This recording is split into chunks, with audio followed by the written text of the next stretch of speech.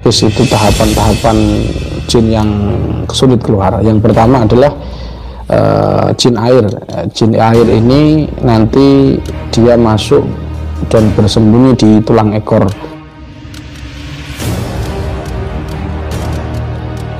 Makanya orang yang kena jin air itu nanti dia akan tulang ekornya sakit. Apa sebabnya? Ciri yang masuk ini jin air atau tidak itu ada beberapa ciri. Yang pertama, matanya akan Assalamualaikum warahmatullahi wabarakatuh. Alhamdulillah wa kafa, wassalatu wassalamu ala sayyidil habibil mustafa wa ala alihi wa ashabihi ahli sidqi wal wafa. Amma ba'd, fa ya ibadallah ittaqullaha haqqa tuqatih wa la tamutunna illa wa antum muslimun. Qala ta'ala wa yatusama bi ayati shifa. A'udzu billahi samil alim minasyaitonir rajim. Wa yashfi sudura qaumin mu'minin wa shifaa'un lima fis sudur fihi shifaa'un linnas wa nunazzilu minal qur'ani ma huwa shifaa' wa idza maridtu fa huwa yashfin. Qul huwa lil ladzina amanu hudan wa shifaa'. Shadaqallahul azim wa shadaqa rasulul karim wa nahnu ala dzalika minasyahidin. Baik, pada video kali ini yakni ijazahan untuk menangani kesurupan part 3. Ini kesurupan yang frontal, yang sulit ya. Yang kenapa sulit? Karena sebenarnya tidak ada peruqyah manapun yang dapat, atau praktisi supranatural manapun yang dapat menaklukkan jin. Makanya bahasanya ini yang lebih tepat adalah bahasanya kesurupan yang frontal, perlawanan dari bangsa jin. Dan sebelum kalian melihat video ini, tentu kalian semua para sahabat sudah mengikuti ijazahan menangani kesurupan yang part 1 dan 2. Karena kalau sudah mengetahui part 1 dan 2 itu tentu saya sudah tidak menerangkan hal-hal yang bersifat teknis di lapangan atau catatan-catatan. Jadi dulu itu sudah saya terangkan, dan insya Allah nanti akan kita taruh di deskripsi. Saya mohon maaf, suara saya agak habis ya, tapi habis tibaan. Yang kedua, dan pastikan itu kesurupan yang asli. Jadi untuk menangani frontal ini pastikan itu kesurupan, bukan abreaksi atau karena gangguan ekostet dan lain sebagainya. Ya, cara perbedaan sudah saya jelaskan pada video sebelumnya, yaitu dengan suara ya. Jadi tahu ini kejiwaan atau tidak dengan bisa dilihat dari suaranya. Kalau suaranya dia pendek ya, artinya tidak berubah, bisa jadi itu bukan kesurupan tapi memang gangguan kejiwaan. Yang kedua, adanya keluarnya lendir dari keluar sesuatu di mata dan di lendir di hidung. Karena kalau orang abreaksi dan seterusnya tidak akan bisa keluar lendir. Tapi kalau kesurupan jin asli, karena dia itu di otak kecil sini, maka menimbulkan, dan dia biasanya masuk ke khaisum sebagaimana hadis, idza staiqadha ahadukum min manamihi fatawaddu'a falyastahsin sarasan fa inna syaitan yabitu ala khaisum. Maka biasanya dia di sini, kemudian kalau di ruqyah itu nanti keluar lendir-lendir. Dari itu salah satu perbedaan yang membedakan antara abreaksi dan kesurupan, yaitu dengan suara dan lendir yang keluar di rongga hidung dan mata atau muntahan. Baik, nah sebelum saya jelaskan pula untuk menangani kesurupan frontal, alangkah baiknya kita harus paham tentang hierarkis jin yang sulit keluar. Artinya dia ini nantang-nantang untuk keluar, bahkan terjadi kesurupan yang frontal. Jadi ada beberapa hierarkis itu tahapan-tahapan jin yang sulit keluar. Yang pertama adalah jin air. Jin air ini nanti dia masuk dan bersembunyi di tulang ekor. Makanya orang yang kena jin air itu nanti dia akan tulang ekornya sakit. Apa sebabnya? Sebabnya bisa jadi sihir makul, sihir yang diminum. Jadi medianya air ya. Kemudian atau dia diajak ke sesuatu makan bakso di air kan. Nah, jinnya jin air. Itu nanti akan keluarnya agak sulit ya. Prosesnya negosiasi jinnya keluar agak sulit. Yang selanjutnya adalah jin contohnya sebabnya lagi adalah seperti riyadhah, orang riyadhah untuk supaya keluar energi supranatural, dia menggunakan energi alam, yaitu jin-jin di sekitar yang nempel-nempel di pohon-pohon, kemudian ditarik ke tubuhnya dengan cara rendaman. Nah, kalau dengan cara rendaman, jadi rendam di kolam dan seterusnya, mandi malam-malam, itu nanti jinnya juga masuk melalui tulang ekor. Itu kebanyakan yang terjadi di kita, maksudnya di pasien kita ya. Dan alhamdulillah semuanya mayoritas sembuh. Jadi yang pertama jin air. Nah, ciri yang masuk ini jin air atau tidak itu ada beberapa ciri. Yang pertama, matanya akan terbuka. Jadi misalkan ya, kamu ketemu nih blorong yang masuk, atau ini Roro Kidul lah, yang ngaku saja sih sebenarnya. Maka dia yang masukin, tapi jenisnya jin air, jin laut. Maka nanti kalau dia masuk, maka matanya akan dibuka. Jadi buka seperti ini biasa. Dan matanya pun tidak kaku. Beda dengan jin-jin yang hierarkinya agak rendah seperti kuntilanak, genderuwo, banaspati. Itu jin-jin yang agak lemah ya menurut saya. Itu nanti kalau nyerupi orang, dia matanya kaku begini. Itu kalau masih kaku itu jangan khawatir, itu jin-jin, katakanlah bahasa kita lebih mudah, bahasa jin tingkat RT begitu aja ya. Jin tingkat RT seperti itu,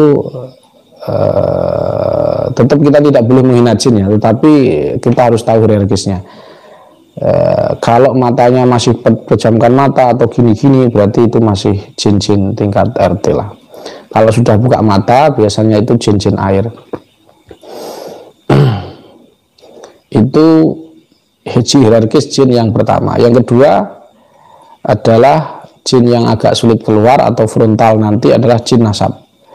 Wa ja'ala bainahu wa bainal jinnati nasaba.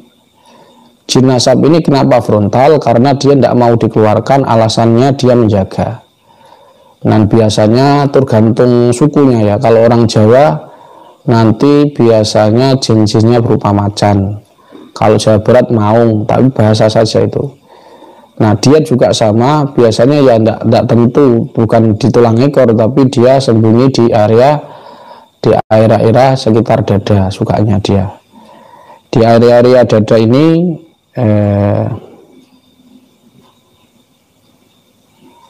atau di area perut. Nah, itu tergantung jinnya, dari kita tidak bisa memastikan. Beda dengan jin air, itu sukanya memang di area tulang ekor.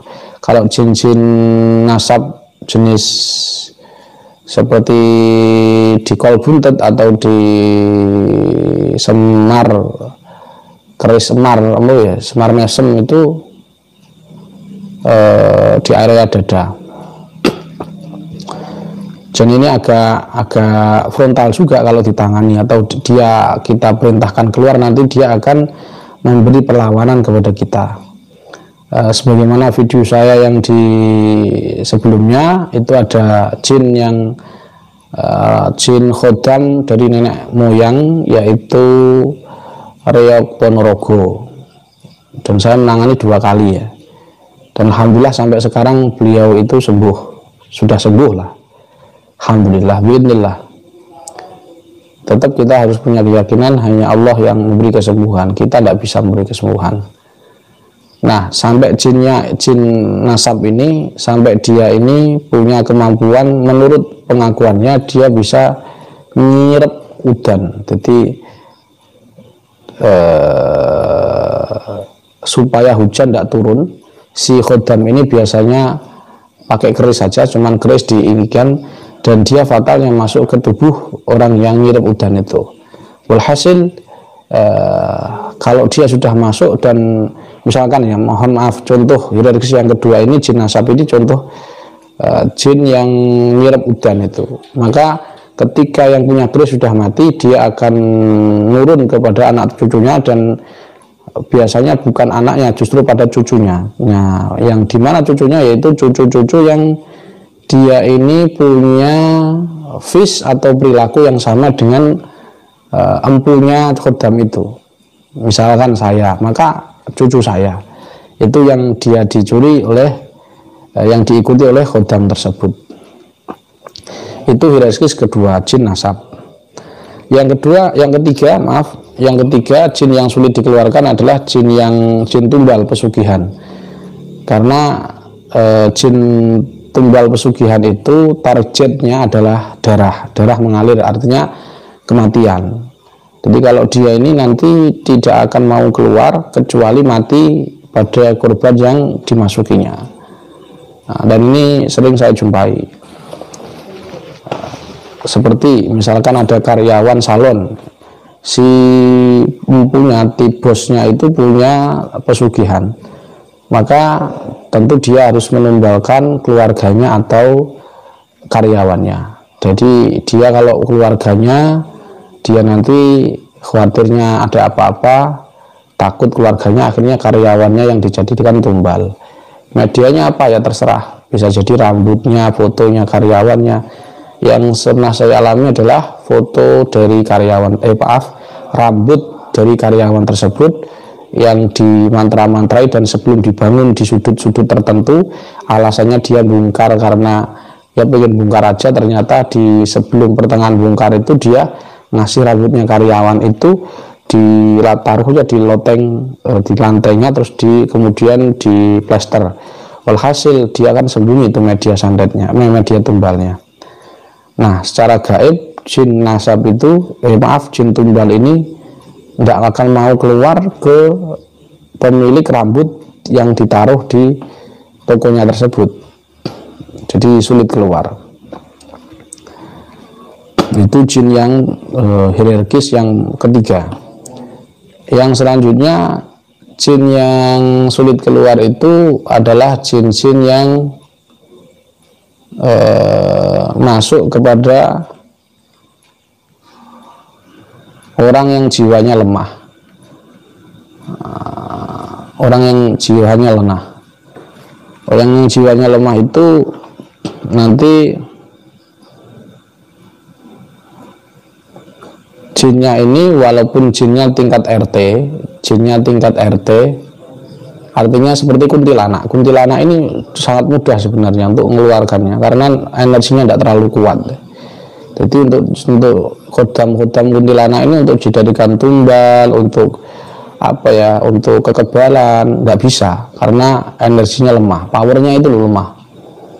Nah, walaupun lemah, tetapi karena masuk ke jiwa orang yang lemah, maka akan terlihat frontal. Begitu. Jadi ibarat ini saya analogikan, kalau kalian para sahabat semua tidak paham, ini ada gelas ya. Gelas ini dimasuki lele. Jadi kamu lihat dari jauh itu pasti kamu akan ngomong, "Loh, lelenya kok kuat banget yang. Kok tidak bisa lelenya kok kuat banget." Jadi yang jadi masalah di sini sebenarnya bukan lelenya. Lelenya tetap aja lele segitu. Tapi yang jadi masalah adalah tempatnya. Tempatnya kenapa gelas? Coba lelenya ditaruh di kolam, kamu pancing, nggak akan bisa. Lele satu, kolamnya gede, kamu pancing, nggak akan bisa. Kenapa? Karena terlalu banyak ruangan di kolam tersebut.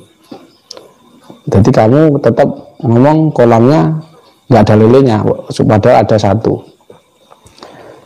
Karena saking volume air itu lebih banyak daripada lelenya.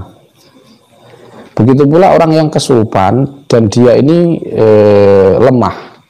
lemah kejiwaannya. Lemah kejiwaannya ini karena tempatnya bermasalah. Jadi bukan misalkan ada kuntilanak yang nempel ke seseorang yang jiwanya lemah, terus dia kesurupan. Kamu mengeluarkannya sulit. Padahal jin-jin kuntilanak mudah sangat, mudah banget. Tapi sulit karena tempatnya orang ini jiwanya lemah begitu. Contoh, anak yang sering kesurupan di sekolah itu nanti kamu sulit nangani, padahal itu jinnya jin gasannya tangkat RT ya. Jin kuntilanak, banaspati, gerandong, gendruwo, ya cuman begitu-begitu aja.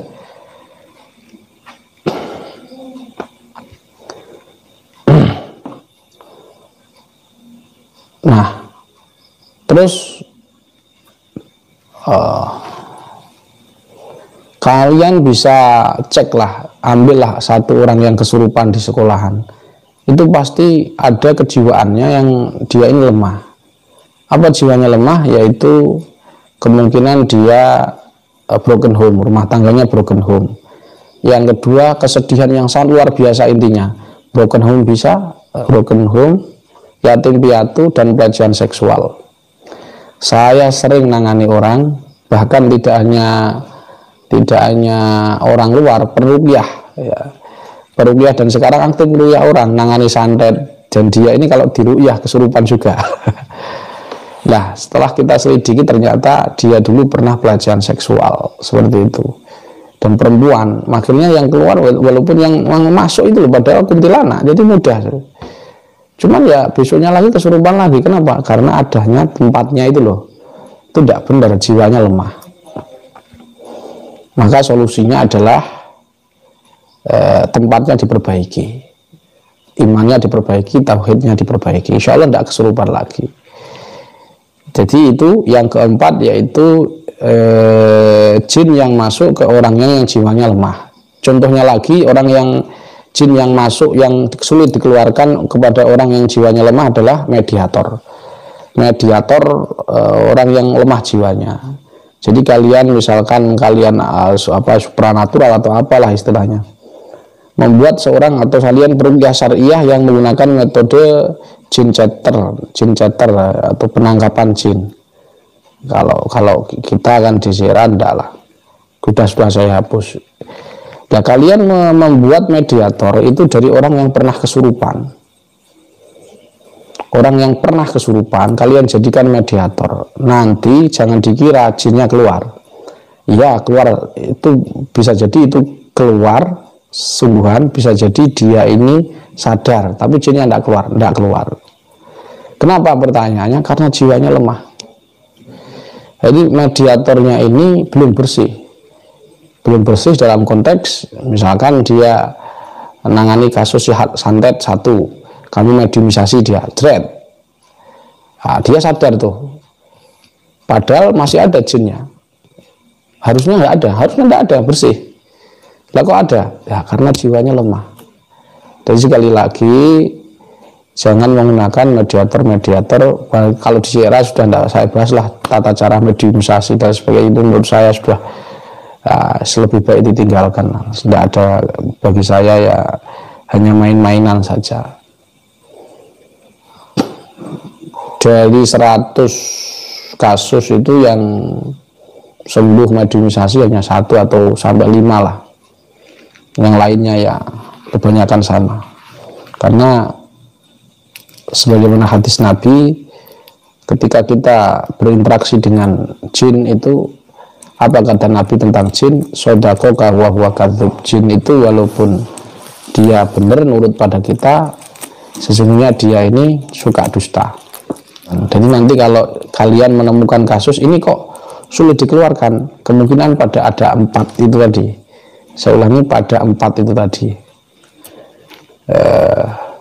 Itu yang paling berat. Jadi hierarkis, mulai 1 jin air, saya ulangi lagi, jin air yang agak sulit dikeluarkan, nanti frontal juga sama, frontal. Bahkan yang 1 yang jin air itu misalkan ya ketemu kamu Nyi Roro Kidul gitu kan, dia itu kamu bacain apa, dia ngasih surga neraka ya, cuman dia senyum-senyum gini, dasar kamu jenggot. Tapi itu memang wajar gitu loh. 1, saya ulangi, jin nasab, jin air. Yang kedua jin nasab, yang ketiga jin tumbal, pesugihan. Yang keempat adalah jin yang masuk di orang yang jiwanya lemah. Itu yang pertama. Baik, itu kira-kira hierarkis jin yang sulit untuk dikenalkan. Baik, itu aja yang perlu saya sampaikan.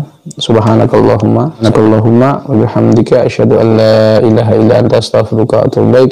Assalamualaikum warahmatullahi wabarakatuh.